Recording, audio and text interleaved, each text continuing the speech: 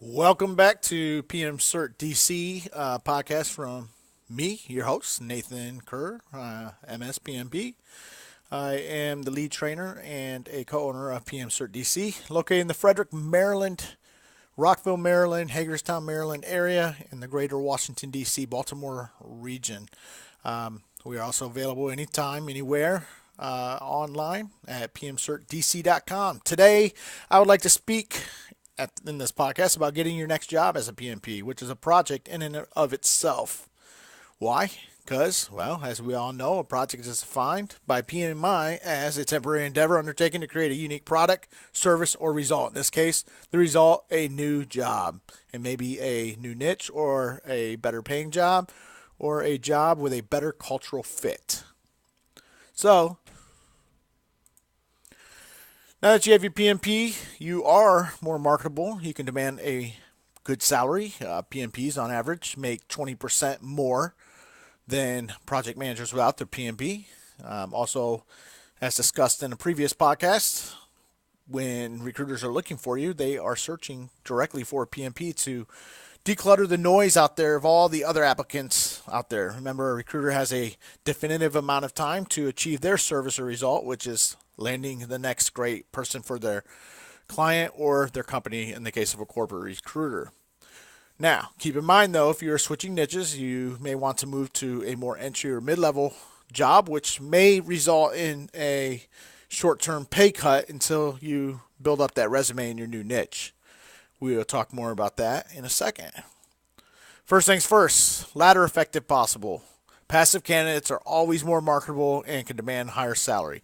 I have over 16 years in the recruiting and staffing business, and I will tell you that employers always prefer, not always, but almost always prefer a passive candidate over an active candidate. An active candidate defined usually, not always, as somebody who is desperate to leave their current job because it's not going well for them or for the company, or they've been laid off or worse, fired. So being an active candidate is still okay. Don't give up. It is just a little harder to demand that higher salary because a passive candidate, it's the desperation versus confidence effect. When you're actively seeking, you're more likely to settle for a lower salary just because you want to get out of the current situation so bad. Whereas when you have a great job with a great salary, time is really more on your side and you can demand more because if the new employer can't meet your demands, then, well, you stay where you're at. So that is the difference between the two. Now, like I said earlier, be realistic if you're switching your niche. Why? Because if you're switching niches from, say, a construction project manager, but you just got a degree in IT, you're a PMP, but you don't have a lot on your resume for the IT world, well, you might have to start for a temporary time as an associate project manager, even though you're used to being the project manager, and you want to build up that resume. But before you do anything, know the market. If we're headed for a recession, you may not want to leave your current job. It's also a perfect time if you're not PMP certified to go ahead and look into getting certified so that if there is a downturn and you are laid off and you become that active candidate and the job market gets flooded with candidates, you have made yourself more marketable. So there's two types of searches for you and for the recruiter, but for you, and they're flipped. For you, like I said, it's better to be in a passive search mode. One way to do that is to go out and network and update your LinkedIn. And you can now with the new open candidate feature on LinkedIn, you can actually anonymously make yourself known to be at least passively looking on LinkedIn. Make sure your LinkedIn is updated. Make sure it looks good. Make sure it's proofread. One thing that I do as a recruiter is I will look to see your command of professional language by reading your social media. Right or wrong, that's what recruiters do, and it is a first impression. And to get more information, just Google how to make yourself available for recruiters in LinkedIn. Also find networking events, especially if you're looking to get into a new niche. You want to get out and network. People are more often hired based off some sort of interaction that took place versus active searching. Now, active searching is not bad. You want to go to job boards like Indeed and you'll want to put in what you're looking for. If you have the PMP designator, you'll want to put PMP in the what box and the where. Of course, you want to be in your local area unless you're open to relocation.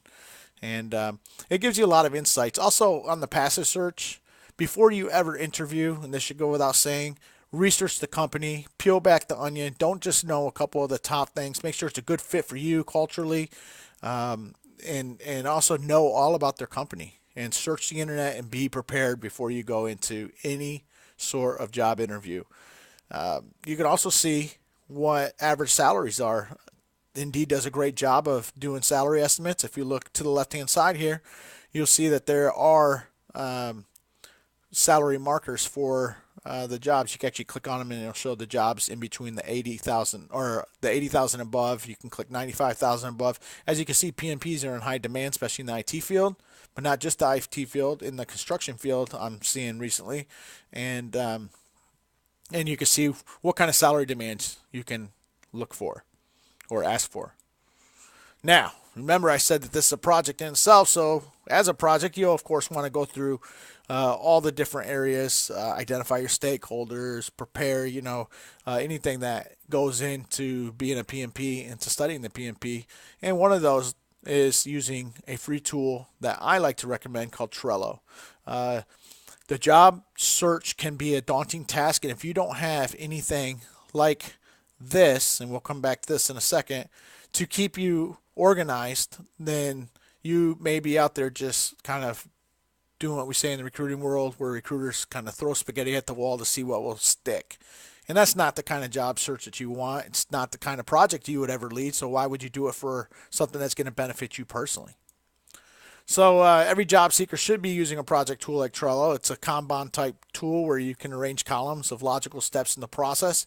After creating cards, and I'll show you that in a second, you can move them from column to column as you progress in each job search, in each resume that you put out to a certain company.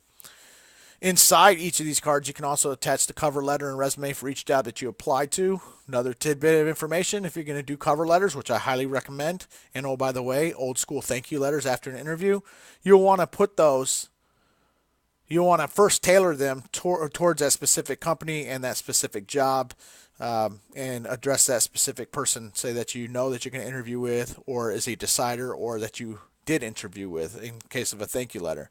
You can attach those in each of the cards. That way, if they call you, since you're going to have so many companies that you're applying to or that are going to be hopefully recruiting you, you'll remember who you spoke to, how the interview went, just based off the research that you did, the cover letter, the thank you letter, and the whole 9 yards. So stay organized in your search for your next best job. Now, like I said, you can start to the left. I create a tools template. That way you have a cover letter template, and of course you're going to put your latest resume in a card, past cover letters, so that you can see how to keep refining new cover letters for new things. I always do a SWOT. You learn about that in the PMP course, the strengths, opportunities, weaknesses, and threats, or strengths, weaknesses, opportunities, threats. And then I start moving over to recruiters, finding the recruiters for each of these different places, okay? Now, as you know, as you do things like register resume for Lance on WeHireHeroes.com, log in, and that was my old login. You can bring them from column to column as you progress, okay? Denied to be, well, first let's go with the tools and templates. Like I said, you want those in there, and then for every recruiter, you want to mark the interaction. The cool thing about Trello is it's kind of like a CRM. You can take notes for every time you spoke to a different recruiter, who you spoke with, what you spoke about. That way, if they call you and you have this on your mobile device or you're in front of your computer, you can click it up and say, oh, yeah, I remember you, John Smith, or whomever from Accenture Recruiting. Yeah, we spoke about this. And because you want to keep the conversation flowing. You don't want to sound all nervous, okay? You can move the thing to applied for, what exact job you applied for. You can then take your resume and cover letter that you used and put it in there. Again, in case they call you back for an interview or a second interview, you have that reference. If you interviewed, you want to move that over to the interview column. Who did you speak to? How did the interview go? How do you think you did? If your second interview, you want to put that in there and a new thank you letter in there. And then you can start looking at offers. The goal is to get several offers, especially if you're an active candidate. If you're a passive candidate, you already have an existing job, so you don't really need to feel that desperation effect. If you're an active candidate, you can start going through the offer stage, and if you find a job that's a better fit for a little less money, maybe you can negotiate the salary. Hey, I was offered 2 other jobs at this different salary. You don't sound so desperate. If you deny a job or you were denied for a job, then you can put that in this column here and either take it back here and reapply or just keep it in the deny column. But using a tool, especially a free tool like Trello, which is a very powerful Kanban type tool to organize your job search, I think is a great idea. Now, once you get the job, first impressions are lasting impressions. And how you don't want the job to go is like this, where this poor guy, he's working, spraying down, doing exactly what he's supposed to do. Uh-oh. Uh-oh. Uh-oh. Yeah.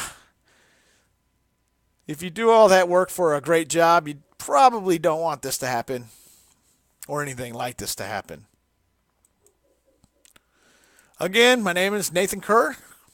Stay tuned. Come to my website, our website, PMCertDC.com, and check out our next podcast next week.